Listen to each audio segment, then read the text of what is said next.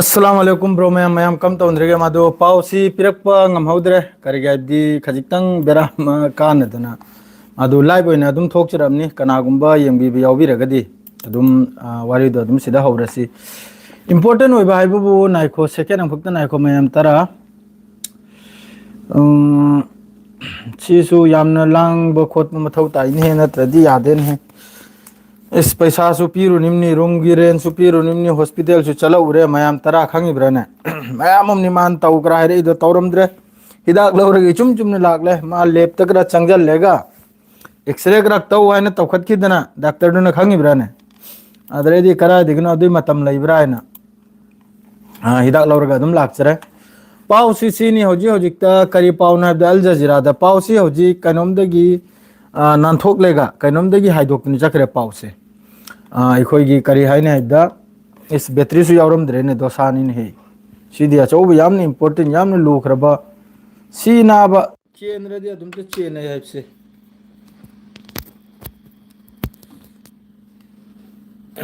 battery सु पांजनजरा अदुम हौजी हौजिकता यामने नुंगाइबा पाउ हाइबु Iran की सुप्रीम लीडर खामेनी ना आई लाइफ से लाखप्रमते यंकीगे को लाइफ से अनलिस्ट थमख्रब्रा आई करिमते ज्ञान में ताद्रे आई लाइफ से अनलिस्ट थमख्रब्रा आई इसा खुद खंगदे को ये मुक्ति यंकीगे नाइको में अंतरा अनलिस्ट थमबोर मदे का सुकांद्राब बेकार टाखराब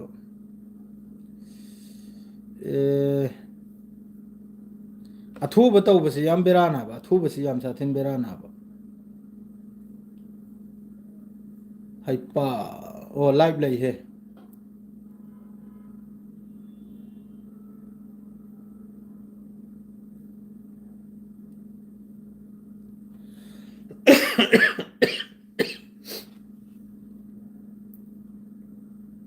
अदो लाकलमनी सोयदमकी मैम तरादा असाइदगी अनलिस्ट थमुदना कनोम से बेरा में थांखिमनी को होजिकते वखलदे लाकलमगने ने खंजय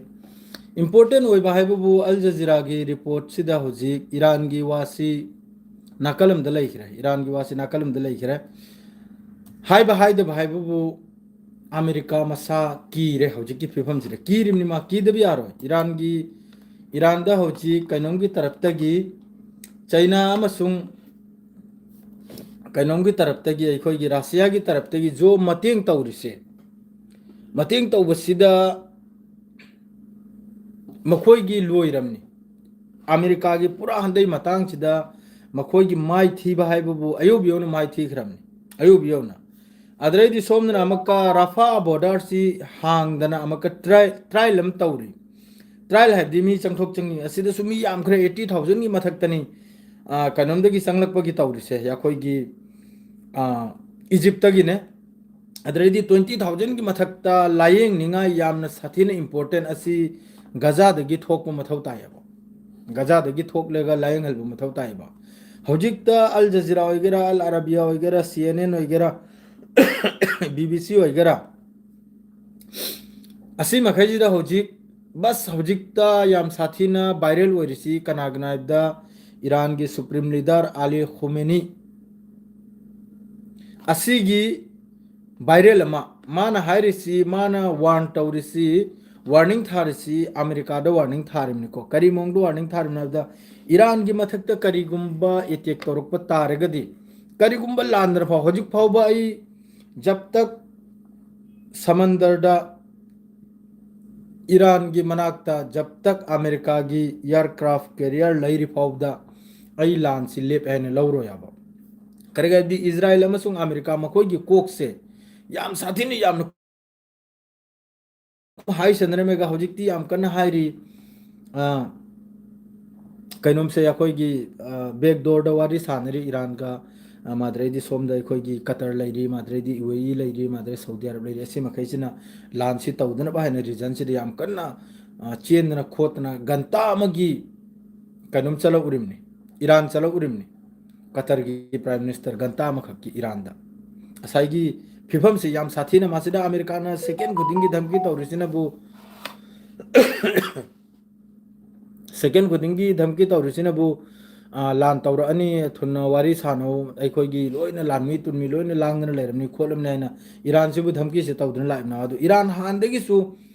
ꯑꯃꯦꯔꯤꯀꯥꯒꯤ ꯂꯝꯆꯠꯁꯦ ꯑꯃꯦꯔꯤꯀꯥꯒꯤ ꯂꯝꯆꯠ ꯁꯥꯖꯠꯁꯤ ꯂꯣꯏꯅ ꯈꯪ ꯌꯥꯕ ꯏꯖ꯭ꯔꯥꯏꯜꯒꯤ ꯂꯝꯆꯠ ꯁꯥꯖꯠꯁꯤꯁꯨ ꯏꯔꯥꯟ ꯐꯖꯅ ꯈꯪ ꯌꯥꯕ ꯑꯗꯨꯅ ꯃꯔꯝ ꯑꯣꯏꯔꯒ ꯑꯗꯨꯇ ꯅꯠꯇꯦ ꯁꯤꯒꯤ ꯍꯟꯗꯛꯀꯤ ꯃꯇꯥꯡꯁꯤꯗ ꯔꯁꯤꯌꯥꯒꯤꯁꯨ ꯑꯂꯣꯏꯕꯤ ꯁ꯭ꯇꯦꯞꯅꯤ ꯆꯩꯅꯥꯒꯤꯁꯨ ꯑꯂꯣꯏꯕꯤ ꯈꯣꯡꯐꯝ ꯅꯥꯕ ꯍꯟꯗꯛ ꯃꯇꯥꯡꯁꯤꯗ ꯀꯔꯤꯒꯨꯝꯕ ꯁꯤꯗ ꯌꯥꯝꯅ ꯃꯨꯟꯅ ꯈꯪꯅꯤꯡꯉꯥꯏ ꯋꯥ ꯑꯃ ꯍꯥꯏꯕꯨ ꯃꯌꯥꯝꯅ ꯈꯪꯗꯗꯅ ꯀꯣꯃꯦꯟ ꯄꯦꯄꯥ ꯈꯔ ꯇꯧꯔꯤꯌꯦ ꯃꯤ ꯈꯪꯗꯕ ꯈꯔꯅ ꯇꯧꯖꯅꯤ ꯑꯩ ꯃꯈꯣꯏ ꯀꯣꯃꯦꯟꯗꯣ ꯑꯩ ꯍꯜꯂꯣꯏ ꯃꯈꯣꯏ ꯈꯪꯗꯕ ꯁꯤꯒꯤ ꯔꯤꯖꯟ ꯁꯤꯒꯤ ꯑꯣꯔꯤꯖꯤꯅꯦꯜ ꯋꯥꯁꯤꯒ ꯁꯤꯗ ꯇꯧꯅꯔꯤꯕ ꯄꯨꯝꯅꯃꯛꯁꯦ ꯏꯔꯥꯟꯒꯤ ꯔꯤꯖꯤꯝ ꯏꯔꯥꯟꯒꯤ ꯁꯨꯄ꯭रीम लीडरꯕꯨ ꯇꯛꯇꯥ ꯄꯜꯂꯠ ꯇꯧꯕꯒꯤ ꯑꯗꯨ ꯇꯧꯕꯒꯤ ꯀꯔꯤꯝꯇ ꯅꯠꯇꯦ करीमते नते ईरान का अमेरिका का कुनो दुश्मनी लेते ईरान का इजराइल का कुनो दुश्मनी लेते बस ईरान न इजराइल बो अचौब दुश्मनी ऐगी दुश्मनी चलिमना ईरान न चलिसे करे दिमागना इजराइल की तरफ तक फिलिस्तीन दा जुलुम तौबा माद्रेदी ngasi लेबनान दा इजराइल की तरफ स्ट्राइक तौरमी अदु मखैदुना मरम ओरगा ईरान ना इजराइल सुबु एंगथिबै वानाबा असल मेन पॉइंट हाइबु मिडिल ईस्ट दा अमेरिका ना लान तौरिबा माद्रेदी बर्बाद तौखरिमैसे करिगुना बस ऑयल अमसुंग नेचुरल गैस असिगिना इजराइल ना तौखरि पुनमक्से ऑयल अमसुंग गैस की अतै करिमता लेते मखोगी ऑयल अमसुंग गैस हौजिकसु सिदा हाइरि ईरान ना करिगुंबा लांदना फौ अमेरिका ना सिगी माइकई सिदा मिडिल ईस्ट हौजिककी लैरिबा ईरान ओइगेरा जसा ओइगेरा सिगी मथक्ता लान तौरप तारगदी ऑयल सु फंगलोय नेचुरल गैस सु कराइदसु फंगलोय जिन लोइन बर्बाद तौरमुनि सिनी ए टू जेड अम्भावा अदो हौजिक ईरान अमसुंग अमेरिका की वारी सिदी अतोपा पार्टी ना लोइजलबा पार्टी कतर लैरी इजिप्ट लैरी असि मखैसिना लान से लेपनबा लान से तौदनबा हैन लान से तौबदार लोइमक्सु चाकदरमि दो आइगी युमता नते अतोय अतयुगी युमसु चाकदरमि अदुना लान से इंकिनबा खोतकिनबा याम कने चेनना होतनरी एक नंबर दा दुई नंबर दा सोमदा हौजिक रफा सिदा हौजिक यामना कन्ना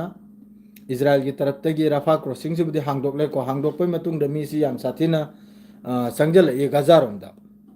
मदुई मथक्ता गाजा दा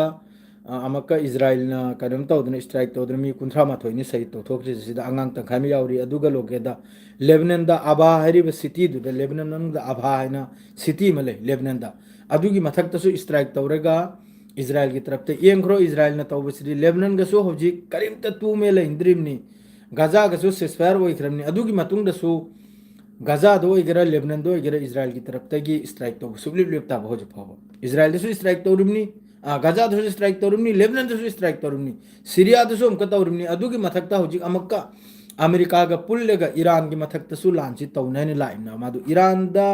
अमेरिका ना कीबगी मरमसिनबु करिना हाइबदा मियोय खरना अदुम कमेंट दा तौरिए ईरान बुलुजलबे सेकेंड अमतने सिदे इंपोर्टेंट वा गाजा द चाही अहुम मरी लान सोकनब द मी हिंग पुथोकप ngमखिदे अमेरिका गाजा सिद ओमजल खरिपसी हमास की मथक तो ओमजल खरिसी यूरोप कंट्री लोइन ओमजल खरमनी ब्रिटेन टूटेन फ्रांस लांग लोइना माद्रेदी ऑस्ट्रेलिया ए टू जेड लैरिबा अदुई मथक नेटो कंट्री ना फौबा खुचु खुलाई पी खरमनी इजराइल दा बॉम ओइगेरा एयरक्राफ्ट ओइगेरा मिसाइल ओइगेरा लोइन पी खरमनी ए टू जेड पी खरमनी अदुगा फावबो मी में हिंगदबीद लौथोखरिमनी अदुगी वारी मखैदु आइगी वीडियो येंबसिदा कमेंट खर तौरक मखैदो फजना येंगबीद्रा मारे आई वाखलदा येंगबिउ इचनाव सिंह आई रिक्वेस्ट तौजरिमनी गाजा की हिस्टोरी येंगु वारी येंगु गाजा दा इजराइल ने लान तौगिबदा इजराइल की मतुंगदा कना कना लेपखि इजराइल दा कना कना खुचु खुलाई पीखे दम तक येंगबिउ वाबा अदुई मतुंगदसु अलोइबिदा करी मोंगदनो लानसि लेपखरिबदाबदो नोन जे खोचरेगा सिस्फायर तौरगा हौजिक तबु हुराम बगुमना इजराइल की तरफ तगी अमेरिका की तरफ तगी लेबनान दो ओइगेरा माद्रेदी गाजा दो ओइगेरा स्ट्राइक तौरिमनाबा नत्रदि अदुगी तंजादुरसु यमन की हुती ने माद्रेदी हिजबुल्ला ने हमास ने थोमजलकपुरे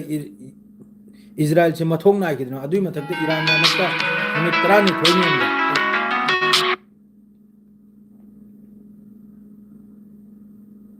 ईरान ना मक्का नुमित 30 थोइनेमगा लांचे तौवे काबक इजराइल की मखवांग तेखरम बहुत तेखरम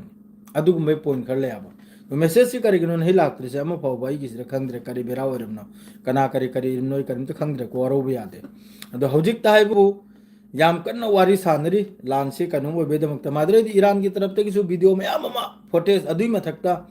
ईरान द पूरा रशिया की अमसुंग चाइना की मखोई की सैटेलाइट पिक्चर लाइव पिक्चर असिन सिंग मैम थाजलमनाब मखोई की जहाज से करोम द चली मखोई करी तौरी मखोई की एयरक्राफ्ट से कइनो मखोई की जेट फाइटर से करिनो मखोई की B2 बॉम्बर दु कराइदनो अदु रक्त लोइन पीरम डाटा अदु गुंबै डाटा मखैदो अमक्का सोशल मीडिया दा मादरेदी एक्स दा फोंदोरक मतुंगदा अमेरिका से मनिंग हलिमनाबा करिगैदी गाजा सुक्त पिपी है दफाव सही अहुम मरी लान तौनरगा मी हिंग लौथोकप ngamdrega हौजिक ईरान है बहुत चावरिमनी ईरान से बहुत चावरिमनाबा एरिया दसु लानमी दसु खुचु खुलाई दसु हौजिक ईरान की मखोई की मकोक चिंगबा मखोई की मकोक चिंगबा लीडर हाइसिरा करि हाइसिगी मखोई IRGC की असिन वाखर हाइरियाबने अमेरिका गसु जेसागसु वारी सानबी आगनी अदुगा ईरान की मिसाइल प्रोग्राम की मतंगदा वारी में सानरोसिनी वारी में सानरोसिनी वारी में सानरो है बहुत यौग्रमनी अदुगा ईरान ngasi फाउदे ईरान कनागुंबगी ममांगदा अमुक फाव लुक्थदेसिनी चाक चादरी ताव चाक चादरी हिदाकरा लौरो उरिमनिदा तुसरे हिदाक लांगदा करी करनो नि मयाम पिरे बो कोपसिराप तुपसिराप टेबलेट टुबलेट अदो मखोइना करी करनो तवहाई तवरक्तरे तंदना इंजेक्शन जो तिलवाई तिलक्तरे करिगायदी असai वेदर चेंज ओइबगी नारिमना दुई खंग्याबा अदुनि अद्रेदी हौजि राफा सिदना बो हौजि की सिदसु कैनोमना हारि सिनबु वा मयामम लेब सिदा कैनोम की तरफतगी अखोइगी हमास की मखोइगी सोशल मीडिया दा वा थंबा मकोक चिंबा अंखक हारि सिसफायर सि सिबुराइना गाजा मनुंग दा हौजिक सिसफायर और सिबुराइना अरांग इजराइल की तरफ से स्ट्राइक तौदना मी सही तौग्रेदु मी कुंथ्रा माथोइनाबा अशोक मयामम नाबा अदु हौजिकती हमास की तरफ तगी सु स्टेटमेंट से पीबा होरगलाबा सिसफायर से कराइनो आइना अदु सिसफायर तौरंबा मखैदु करोम चंगराइना हौजिक राफा दा हौजिक राफा क्रॉसिंग हांगी करी मोंग दा हांगे अदु मी खक्ते चथोक चचित मी खत खर अदुसु लिमिटेड अनलिमिटेड नते लिमिटेड ता अदुसु IDF की मीट की ममांगदा अदु सिसफायर से कराइदनो सिसफायर की सेकंड फेज तक करीना इबदा राफा बॉर्डर से सेकंड फेज नते फर्स्ट फेज तक पूरा हांगदोक पैवानी पूरा हांगदोक पैवाना फर्स्ट फेज से पूरा हांगदोक पैवाना अदुरे फाव हांगद्रिमनाबा याम कन्ना दे अदुम लोग खरखर तौरिमने साई वेदर चेंज ओइबिसे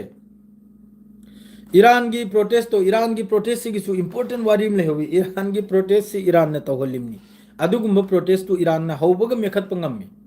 अदुगी प्रोटेस्ट तो हौरकपगा ईरान ने मेखतना नमतना तोयल की नम्याबा ईरान ने तौहलबगी मरमदी ईरान की मनुंग सिदा असाई प्रोटेस्ट तो मखै से मखोई की मुसाद अदरैदी अमेरिका के मखोई की एजेंसी खर अदु मखैदुन तौहलिमनाबा ईरान मनुंग प्रोटेस्ट से अदो असाई दे प्रोटेस्ट तो मयाम तौर अमने मी मखैदु थोकलेदनो हौजुसु मयाम फादन लेबा ईरान दा अदुगुम प्रोटेस्ट तौर मयाम दो मुसाद की मी मादरैदी अमेरिका की मी मयाम फादन लेबा मखोई दे पैसा जारगा मखोई की हुरामबगी चिरोन चप्पगी अखोई पाउ पीबदो अदु मखैदु मयाम फादन लेबा अदु पुन मक्तु ईरान की लोइने चालनी अदुरा तौखिदना मी क्राक कनम तौखरिदो करिगायबदी सुकचाउबा IRGC की फोर्स मयाम लेरबा अदुई मथक्ता इरानियन पुलिस लेरबा ईरान की आर्मी लेरबा अदुना अदुगुम प्रोटेस्ट तु नमहत्र सेकंड फादा तौहलिमनी आम तौहल बाइबदी असाई की मनुंग लोतन लेबा प्रोटेस्टर मखैदो मपानदगी पैसा चारगे प्रोटेस्ट तो मखैदो अदु मखैदो थोगललेगा पूरा मपुम से फारा है मतुंग नमहत खरिमनाबा प्रोटेस्ट से अदुसु करिनो हबदा ईरान की सुप्रीम लीडर से बु अदु ईरान की सुप्रीम लीडर से लौथोखिबतारसु हौजिक हिंगिंगैदे हौना ईरान की सुप्रीम लीडर सिना मागी मथंगदा कनावनी मागी मथंगदा कनावनी मागी मथंगदा कनावनी है सिम सिंदना थमखरे अदुई मथक्ता हौजिक ईरान की मिसाइल की मखोई की